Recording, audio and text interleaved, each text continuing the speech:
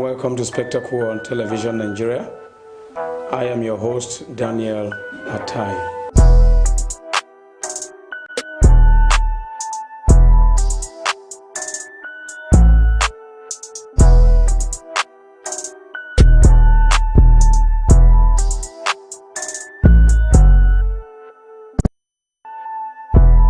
Welcome to Spectacle on Television Nigeria. I am your host, Daniel Atai.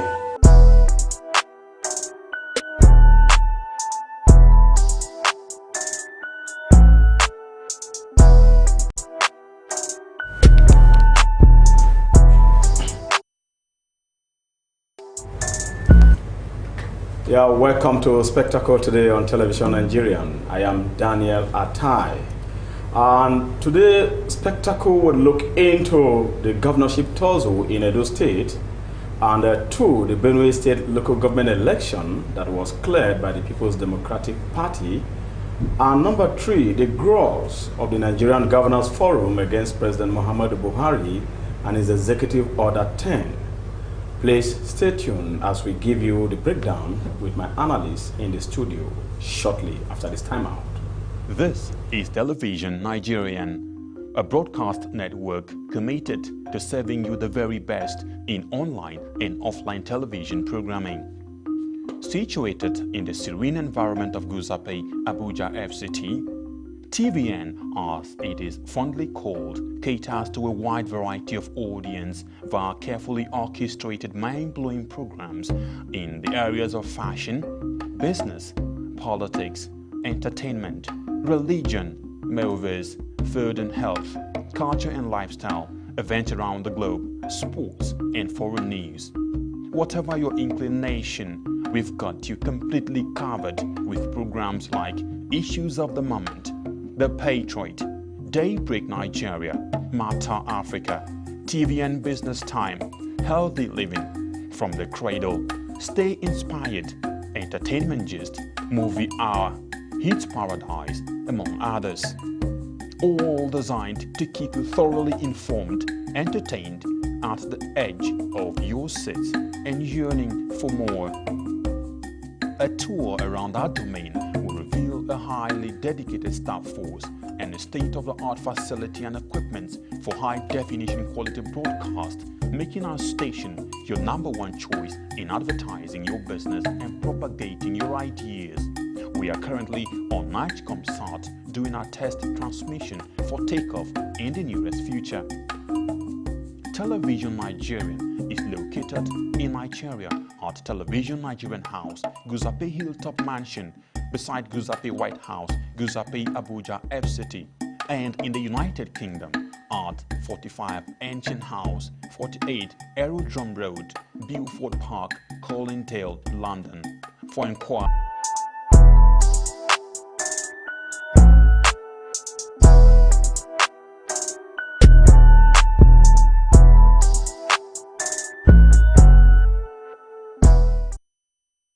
Welcome back.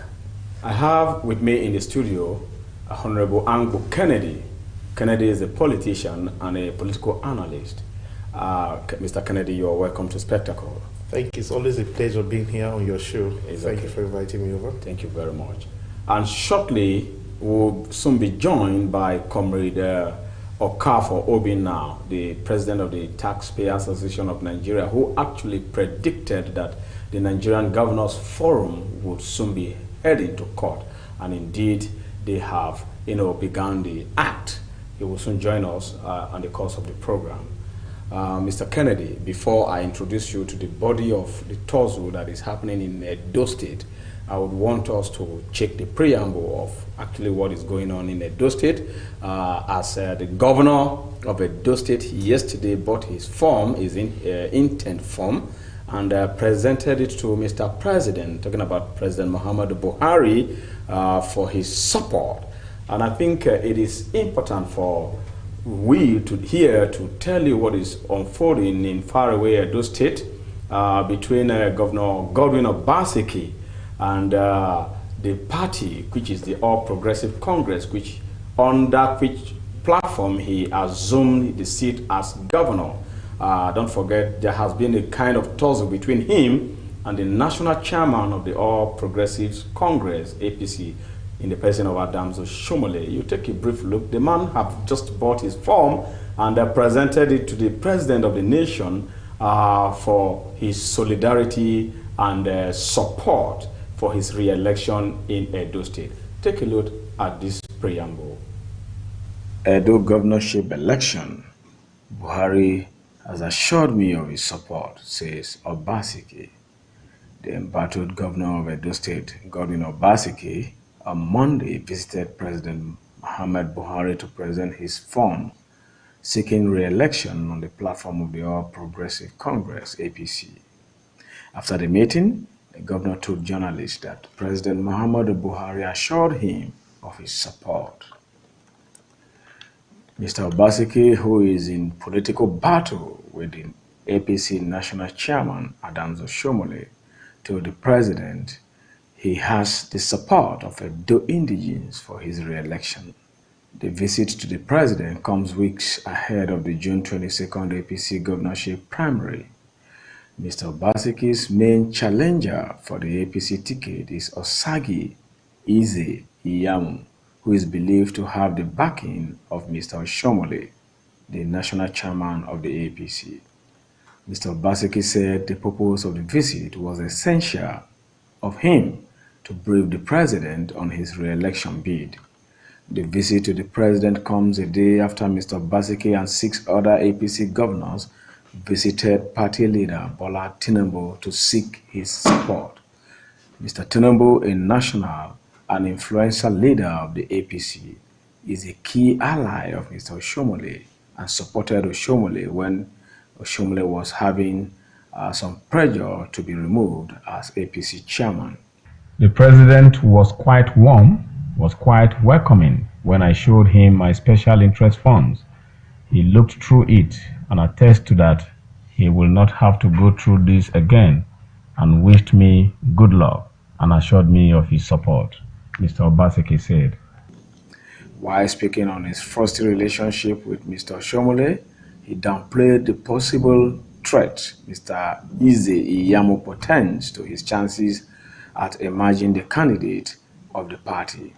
We believe that because of a connection which we have created with our people, we have no doubt in our minds that we will win any elections, direct, indirect, or general elections in Edo State. The problem in Edo is not from within Edo, it is from outside. So I don't see the person I am contending or competing or contesting against. He is not in Edo, he is in Abuja. It is unfortunate the position he, Oshomole, has taken. I believe that he was misguided, well, not properly guided, and as governor and as governor, it is my responsibility to seek peace for my state and with all my citizens, the embattled governor said in a veiled remark at possibly seeking to make peace with his predecessor. Meanwhile, almost at the same time, the story of Mr. Obaseki's visit to the Aso Rock Villa broke.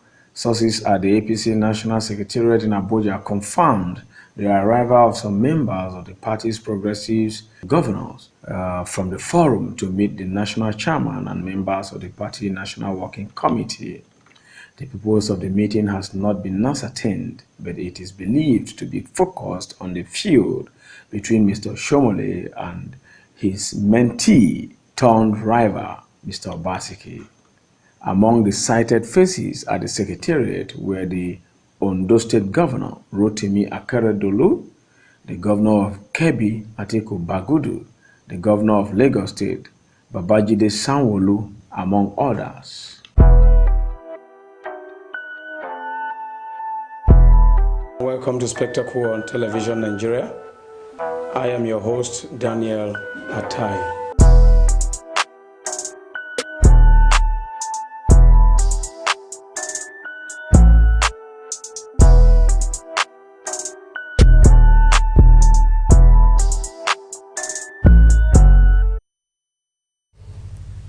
Welcome back.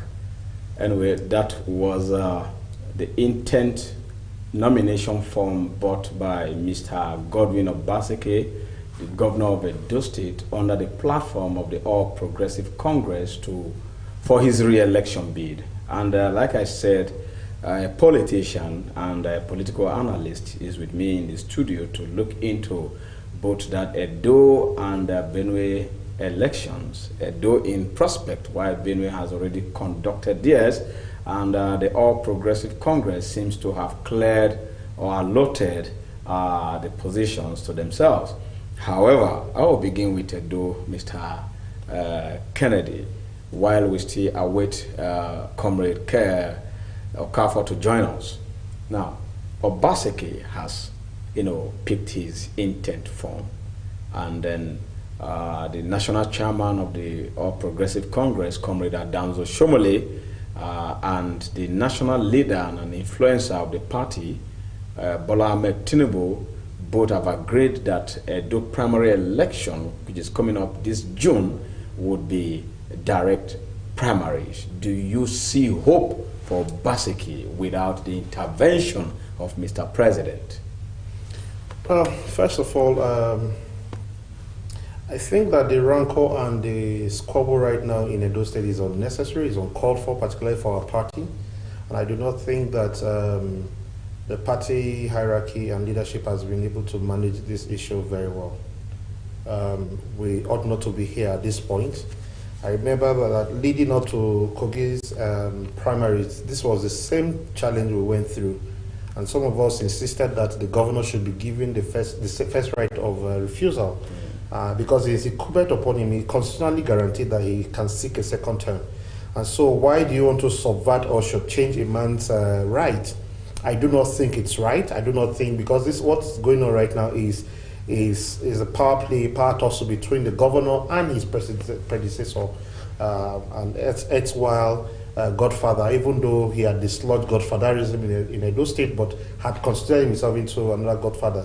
Oshomole is one man I've always believed in, but I think he's taking his personal grouse against the governor too far, at the detriment and at the expense of the party.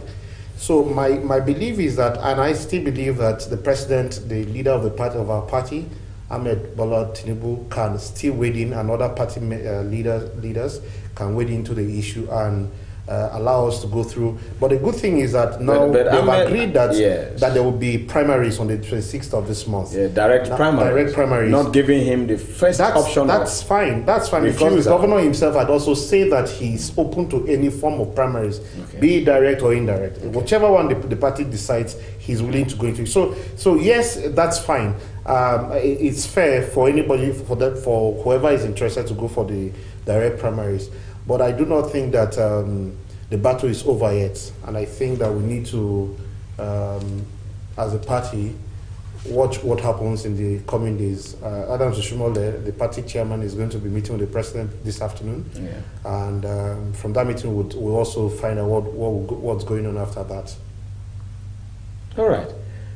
So with that intervention, probably the meeting between Adams Oshomole and Mr. President this evening, I think they said by 4 p.m., could be an intervention meeting for Godwin Obaseki, who is seeking a mutual ground between him and Oshomole. Do you think that it's right for Godwin Obaseki to be seeking that mutual ground right now? Truth be told, why shouldn't he? Judging from the fact that there has been time, and he has been one of those fighting, even struggling for the removal of the national chairman as the APC national chairman. That, you see, that is internal politics. Politicians will do what politicians will do. I mean, imagine that 4 years ago, our party chairman stood publicly and castigated the man he's supporting today. And I think that's the problem with we politicians. Like you already know, there's no permanent friend, no permanent enemy, only permanent interest. But imagine you hearing the playback of what you had said 4 years ago against the man you're supporting right now. You called him all kinds of names. You said you're not sure if he has certificates. You say he's not a credible person. You said he's not a family-rooted person. And today, that's the same person you want to canvass for because you have personalities. That you're talking about Iyamo. Iyamo. Yes, Pastor Iyamo. Yeah. I mean, it's all over the place. Yeah, I believe that Oshomole and the governor didn't handle their issues well. They didn't handle it maturely. They have gone about this issue like children. That's my party chairman, and I can say that for free, because as a party chairman, he ought to understand and know better. That's the truth of the matter. I'm not siding with Oshomo with the governor himself, but I believe that both the governor and the party chairman have not done fairly at all. They've not done well. It's a party that they have put on the line as we speak. Not their personal interest, but the party. Because the chances of the party going into this election with a full house that is together, it's not there. So we can't guarantee anything. So assuming today the peace talk, doesn't hold any water, could you say that Obaseki would definitely seek for a greener pasture in the PDP? We lost the governor of Benue State to PDP through the same fashion. We lost, I think we also lost Kwara State. We lost a few states like that were in Akiti. I think about 5 of them, Tamboa of Sokoto, and a few other states like that, in the same fashion. We can't afford to play the same politics and expect a change. Should Obaseki not get... we almost did that with Yaya Bello until the powers eventually resolve that problem. If we lose Obaseki, remember he's still the governor of the state. And, because let me go back to Benue State. Okay. The party thought that by losing him to PDP, that the federal might would still... See, there is, as a governor, you have absolute power over your state. Okay. And so it should we lose Obaseki to PDP or any other party for that matter, he's going to go with the structure and the paraphernalia of his office as the governor. And he can decide what he wants to do during the election. We saw it. I mean, Benue State, we shot ourselves in the foot. Yes. We shouldn't have lost Benue in the first instance, but we lost it because we didn't know how to play the politics better. So I do not subscribe to the fact that we should allow the governor to... I mean, this is not Lagos State. It's only Lagos that... And you think PDP is waiting to just... No, PDP is waiting by the side. They are already dangling the carrot before the governor. I mean, it's only Lagos State where you can remove Akinwumi Ambode and still win the election, even with the fight we saw. It's only Lagos State. You can't do that because, of course, Akinwumi didn't put up a fight. He understood the politics of Lagos State and he quietly bowed. But you don't want to do the same thing with Edo State. With the powers that be, like Bola Ahmed Tinubu, who is already gunning for direct primaries, not giving the governor first instance of refusal, you think that if Basike should lose the party ticket in APC, he could still win the election in PDP? Again, is he... Talking about national chairman and the national leader. Let's look at this. That does not mean an incumbent can lose primaries. Okay. That does not mean that. But when it is rancorous and the governor loses and he knows that it was tilted against him, skewed against him, then he has no other option but to seek his legal right, seek his political aspiration in another party. And if I were him, should you shut me out because you're skewing everything against me, I would take my battle elsewhere. But the point is, can the party be able to manage this? So that even if the majority of the people, that's the delegate, decide to vote against him, that he would not seek to go and fight this battle in another platform, particularly if he goes to PDP. I hope we do not allow this mistake to happen again. And I believe, and I believe that the president will wade into this. I believe that Asiwaju Tinubu and other leaders of the party, Chief Bisi Akonde, will look into this matter and allow this process. I think that we could have dealt with this issue before now. What could you actually say was the actual reason why this tussle has lingered? Because if you look at when they were campaigning, Oshomole himself campaigned for Obaseki, and then even said to the entire world that Obaseki was the engine, the economic engine room of his administration, using his personal fund, not even government money, setting up, economic teams and structures for his government. What do you think could be this tussle that have lingered to now? It's nothing other than power. The problem with the Nigerian system of politics is that you see a predecessor bring up someone he claimed is a protege and wants him to take over from him, but then does not allow the person to have the laxity to run the affairs of the state as he should do as an executive governor. And so that tussle now starts brewing bad blood, and that's what has happened between Oshomole and Obaseki. We've analyzed this issue severally on this platform before, where you've seen all kinds of predecessors fall out with their successors. And you see, you cannot be out of the game and still want to dance the same game. Because while you were governor, you had full power. So allow the man to also exercise his full power. You should be able to strike a balance. And that's where political maturity comes to play. I mean, look at what's going on in America, for example. Joe Biden right now is being supported heavily by who? By President Barack Obama. Yeah. And that's how it ought to be. Yeah.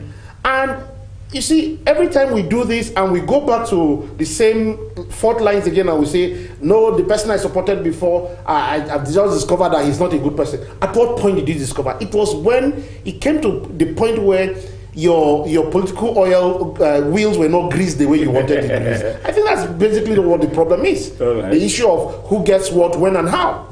All right, thank you very much, Mr. Kennedy, and we will still look into that concurrently while we go into Benue and the grouse between the governors, the Governors Forum and Mr. President. We will take a short break with this clip to look into what unfolded in Benue State for the local government election on Saturday that took place on Saturday last week. So we'll have a clip of it, and then my analyst in the studio will do justice to that. In Benue, PDP clears all the 23 local government chairmanship positions in Saturday's elections. The People's Democratic Party, PDP, in Benue State clinched all the 23 chairmanship positions in the local government elections held across the state on Saturday, 30th May 2020. Announcing the result on the 1st of June 2020 at the headquarters of the Benue State Independent Electoral Commission, BSEC, its chairman, Mr. Teso Loko, said voting took place at the 3,691 polling units across the state, while assuring that details of the result will be made available to journalists later. He said the elected chairmen and councillors will be given their certificates of return on Monday, which was yesterday at the organization's headquarters. Eyewitness gathered that in some local governments, APGA competed with the PDP but couldn't win any seat, while the All Progressives Congress, APC, had earlier withdrawn from the elections, so no record of its participation was contained in the results declared by the chairman. It is gathered that 276 councillors were also elected on the platform of the People's Democratic Party.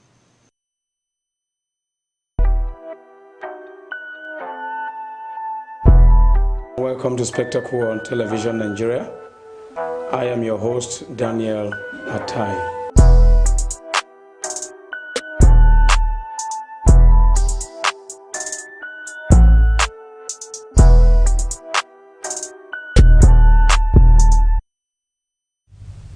Welcome back, and this is still Spectacle. We are discussing the Edo elections, Benue election that just happened, and then the grouse between the Nigerian Governors Forum and Mr. President against the EO10, that is Executive Order 10. Now, with me in the studio is still Kennedy Angbo. Kennedy, you are of the APC fold, and you have been a contestant. You were a contestant under the party in Benue State for Otukpo local government chairman. What could you say now that your party withdrawn from the election, and then the PDP seems to have cleared all the polls, both the chairmanship in the 23 local government areas and the 276 council wards of the state? PDP cleared everything. Do you have anything to say about this? It's amusing how people are calling the sham that happened in Benue State last Saturday. And hold on 1 minute, and you can be part of this discussion by dialing the numbers that will be displayed on your screen shortly. Concurrently, we'll pick your calls, and you can make your opinion, but be civil while making your calls. The numbers are 08137015949 and 07054327616. Yeah, you were saying something. So the shambolic exercise that happened, first of all, you can see I'm laughing. Why did you call it? On Saturday. You know, first of all, the world needs to know that there was no election in Benue State on Saturday. What we had was selections. That was what happened. Number two, APC did not withdraw. APC was shut out of the system by the governor and BSEC. Number three, what happened on Saturday was not democratic. Democracy actually was buried in Benue State at the grassroots level. And it's unfortunate that Benue State, with its caliber of people, would condescend to the level that it did on Saturday, where there was no election, where we have on record BSEC staff thumbprinting right at the polling unit in Otukpo, thumbprinting for the election. Is that an election? We have those evidence. So what happened was this, and I'm glad that this happened, because let me explain to you what has happened. Because I said something, it was a selection. And so all the 23 council chairmen and chairpersons that were selected have no direct responsibility to the people. They are not responsible for, and to the people rather. They are responsible to the governor, the emperor who just selected them. And you know what the danger of that is that the Idoma people, the Benue people cannot call to account what these 23 chairmen and chairpersons will do for the next 2 years. What does that also imply? It also implies that, like it has been in record, that the local governments are deducted 20 million naira every month. And also, with the direct payment that is supposed to be going to the local government, the governor takes all the money. Are you with your facts? I am with my facts. Because even the man who won, who was appointed Otukpo local government chairman, had said it that they don't get anything. And so what that simply means is that we don't have money to run the local government, except to pay salaries, and they're not even paying emoluments in the state right now. That's a danger.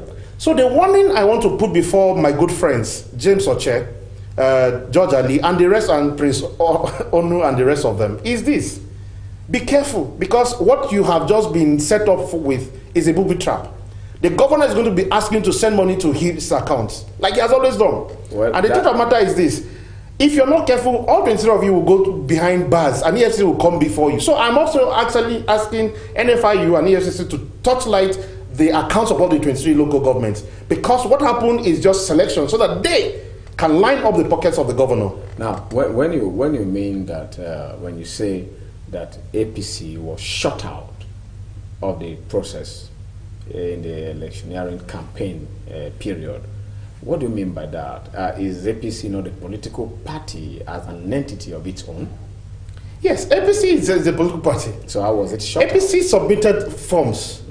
The State Electoral Commission received those forms, and 2 days later wrote a letter to the party and said that we are not participating in the election. Went to court. Of course, the court is still a state court. And the judge, I believe, in his wisdom, for whatever reasons, he's under the payroll of the governor, also said we are not going to participate. Now, That was what happened. And what's the ground for that? You need to look at the electoral laws. We did not violate any laws of the electoral law of Benue State. But it is not even rumor. It is confirmed that your party leader in the state has said that they do not have the capacity to withstand the PDP in the election. That is not true. The party, and therefore the leader of my party in the state cannot make that kind of callous statement. That the election was going to be, thwarted by PDP, and therefore there was no need to. Truth be told. I have him on record. No, let me. You can play that record. Let's hear him. I have it on record. We can play that record. Let's let the world hear if it did say that. And that he said that the APC wouldn't be participating in the election because he wouldn't want. He wouldn't want to be, beaten twice. No. Let me debunk that, because I was. You can't debunk what I have the record of. You can play it to the world, but let me tell you what I was. I sat with him. Yes. I sat in his house. I can't remember the date, but it was on a Sunday. My colleagues came particularly from the Zone C extraction, from Benue State, and we went to his house. We're there from 3 p.m. up until past 8 before we eventually had an audience with him. And this was what he told us, that if we want to go into the election, that he cannot stop anybody from going to the election. Yes. And right in our presence, he put a call through to the chairman of the party, Comrade Abayero, and asked that our names should be included, and which we did. And then we went for primaries. We went for primaries on the 14th of February, and aspirants emerged, candidates emerged. I emerged as the flag bearer for local government. Okay. But then the BSEC turned around and said, no, we are not going to participate. So I don't think that assertion that the leader of the party, Senator Akume, the current minister for Hello, sir. Hello, are you calling into the program? Anyway, I think that call was very unnecessary. But what I'm trying to say, let's go ahead with what we're discussing. Your party leader, as a distinguished minister of intergovernmental affairs, special duties, is said that individually you people could go ahead, but the party do not have the funding. Is that now the grounds upon which we should be disqualified by BSEC? BSEC has a constitutional rule. Okay. The constitutional rule of BSEC is to allow all political parties without prejudice to participate in an election. But you go ahead and you subvert some people, and actually we have it on record that some parties were approached even after we had been denied the process, and were included. And a party like Labour Party was not part of it originally. They had called Labour Party and SDP to come and bring candidates. They didn't have candidates. So what they did was just symbolic. And let me tell you this for the record. I believe that the governor of Benue State I used to think that he has balls. But I do not think that the governor has balls. He is a coward. He's afraid. And that's why he was able to do what he did. Because he knew that the only people who could give him a challenge was the APC people. And so he decided to shut us out. But in his first tenure, the APC, he was in the APC, and then he shut out the PDP like this. That's not true. That's not true. So you can go back again. Okay. I can get you the forms for the 2016 election. Yeah. PDP was on the ballot. Yeah, yes. But APC is not on the ballot of this election this election that just happened on Saturday. Yeah. So it is illegality, it's nullity, nothing that is binding that happened on Saturday. So people are challenging it in court. We're challenging because they are standing on nothing. All right, we'll get back to that concurrently as we move on. And we will also look in nexus to what you have just said, the political power of sitting governors, incumbent governors.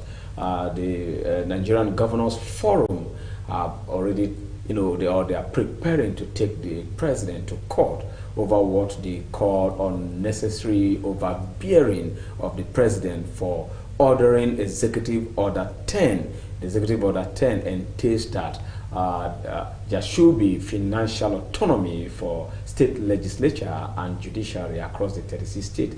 And the Nigerian Governors Forum has said, no, please take a look into this clip, after which we'll come to discuss what is going on.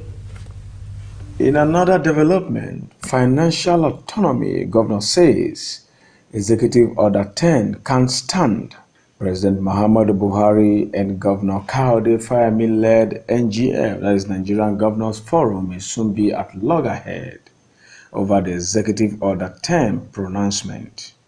The order, which was announced by the President on Friday, May 22nd, granted financial autonomy to state assemblies and judiciary. Governors have now met President Buhari and Attorney General of the Federation, Abubakar Malami, over the interpretation of the order. The chairman of the Governors Forum, Governor Kayode John Fayemi of Ekiti State, reportedly took the order to the President and the Attorney General of the Federation, Abubakar Malami. In what is apparently indicative, a counter move, governors have raised dust against the Executive Order 10, granting financial autonomy to the state legislatures and the judiciary. The governors who met under the aegis of Nigerian Governors Forum rejected the President's order and described it as an unnecessary distraction. The autonomy, as ordered, mandated the state governor to always include the allocations of the legislature and the judiciary in the first-line charge of their budgets. Governors have now objected to the decision, describing it as an unnecessary move which is against Section 121, subsection 3 of the 1999 Constitution as amended. We mandated the NGF chairman, Dr. Kayode Fayemi, to have audience with the President and Malami to avoid recourse to legal tussle on the interpretation of Section 121, subsection 3 of the 1999 Constitution.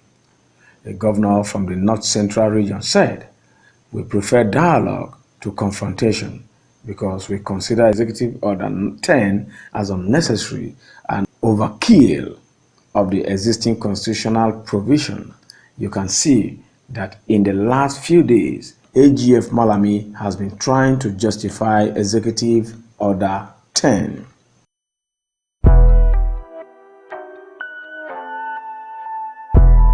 Welcome to Spectacle on Television Nigeria. I am your host, Daniel Atai.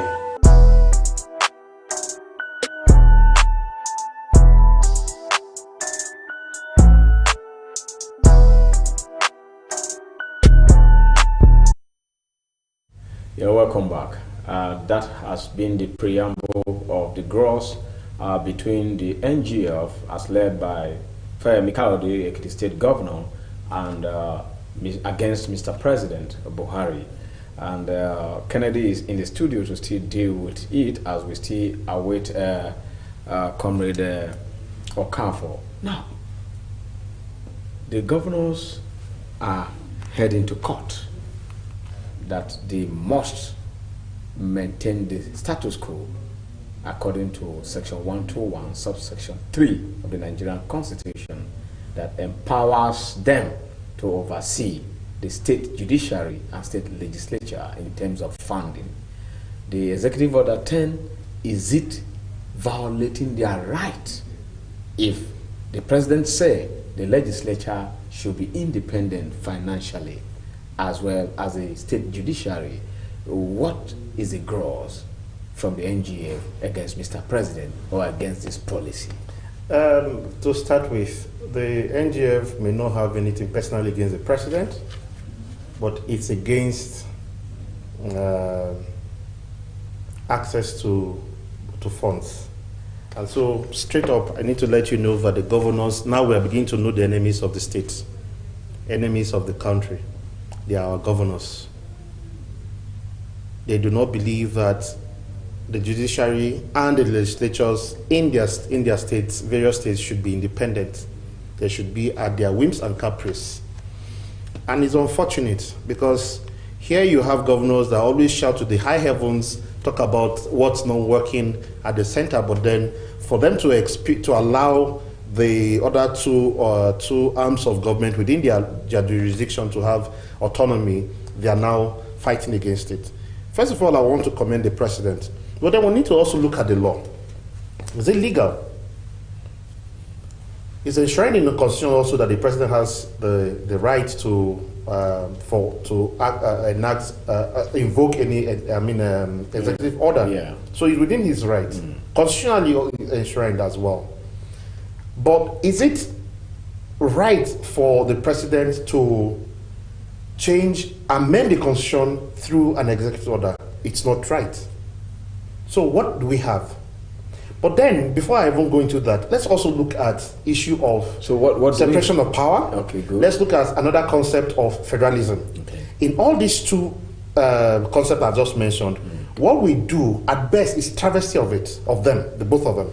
First, we don't practice true federalism, because if we do practice true federalism, the president does not need to enact the Executive Order 10 for the judiciary and the legislature at the state levels to have independence. That's number one. Financial autonomy and independence. Number two is the issue of federalism. Sorry, that's the one I've just mentioned. Yeah. Number two, the issue of separation of power, be it at the state level or local level, state level or national level. The three arms ought to be separated, and there's a reason behind it. But let's take a cue from a democracy that we pattern what we do. The Americans, for example, the Americans have what you call there's a law that borders on the pause, okay, where the American legislature can legislate on that. But because it becomes unnecessary, because the other components of the federating units are viable. Okay. But in a situation like that, what you now see from the legislature to those components, especially to the local level units, or what you call counties, is that you have grants from them going to them. So, but in our case, you see that the National Assembly legislates on allocation to the local governments. Okay. But they cannot legislate on that. And so the reason why that is so is because of the faulty principle we practice of federalism. But should it be okay, ordinarily speaking? Now, what are the governors saying? The allocations, the salaries, emoluments, pension, gratuity of the judiciary, state judiciary and legislatures, always, even to the local government councillors and chairpersons, comes from the federal allocation. Absolutely. And it doesn't come from the fund, the IGR of the state. No, it doesn't. So what is the gross? If Mr. President that allocate this money from the federation says this money should go to these people directly, if I say don't steal and you say you want the court to help you to steal, how could you interpret that kind The of... simple reason why these governors are doing this is simple. They subvert and shortchange the other arms of government. And so that's one of the areas where they steal money from. And number two, they use this also to cow members of the legislature and the judiciary, so that they can dance the tune, like what they did to us during the local government election, when we went to the court.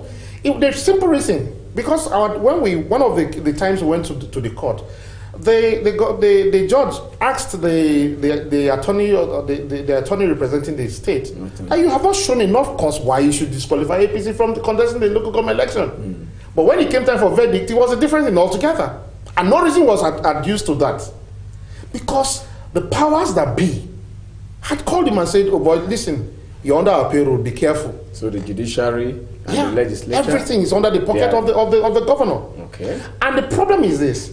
And I challenge the civil societies. Why are we not talking? If it was the National Assembly or the National Judicial System, we would be challenging it. But nobody is challenging what's going on in the states. And you see that's where the problem for our development starts from. That it's only the center that's effective, sort of. The other federating units, the other component units are dead. Nobody's challenging anything at the state level. Nobody's challenging anything at the local government level. So everybody just goes and say whatever the mayor or the governor is doing at those levels, they have absolute rights. Now, do you think they will succeed through the court? Well, I will not preempt the court. I will not preempt the court, because they do have a valid case. If the section 121 that they cited is anything to go by, And of course, the court would juxtapose it against the order of the president and give a verdict. So I cannot preempt the court, but so beside preempting the court, president also has the right.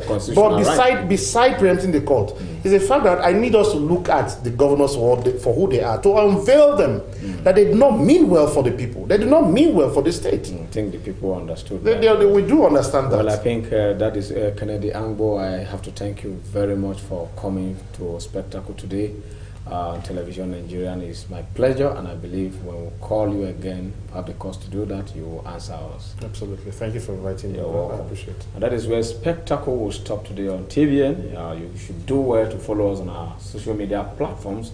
Drop your comments, and if you have anything to tell us as regard the topic that we just discussed, be civil about it, and we'll have the time to answer you. Thanks for watching. I have been Daniel Atai, your host.